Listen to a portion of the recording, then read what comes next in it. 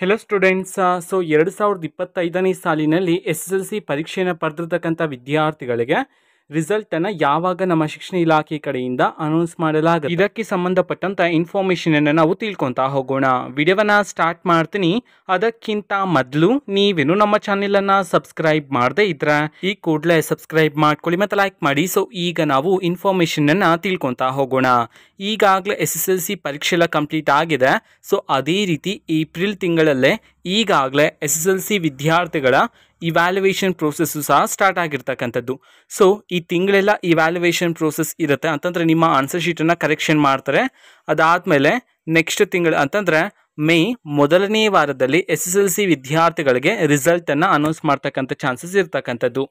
ನಮ್ಮ ಶಿಕ್ಷಣ ಇಲಾಖೆ ಕಡೆಯಿಂದ ಒಂದು ದಿನ ಮುಂದೆ ನಾಳೆ ರಿಸಲ್ಟನ್ನು ಅನೌನ್ಸ್ ಮಾಡ್ತಿದ್ರಂತಿದ್ರೆ ಇವತ್ತು ಅಫಿಷಿಯಲ್ ಆಗಿ ಡೇಟನ್ನು ಅನೌನ್ಸ್ ಮಾಡ್ತಾರೆ. ಓಕೆನಾ, ಯಾವ ಸಮಯಕ್ಕೆ ರಿಸಲ್ಟನ್ನು ಅನೌನ್ಸ್ ಮಾಡೋದಾಗುತ್ತೆ ಅದನ್ನು ಸಹ ತಿಳಿಸ್ತಾರೆ.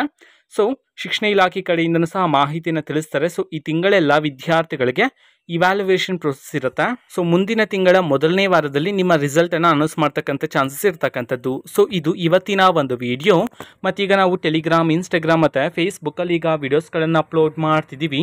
ಲಿಂಕ್ಸ್ಗಳನ್ನು ಡಿಸ್ಕ್ರಿಪ್ಷನ್ ಬಾಕ್ಸಲ್ಲಿ ಕೊಟ್ಟಿರ್ತೇನೆ, ಕ್ಲಿಕ್ ಮಾಡಿಬಿಟ್ಟು ಫಾಲೋ ಮಾಡಿ. ಓಕೆನಾ, ಥ್ಯಾಂಕ್ ಯು, ಬಾಯ್.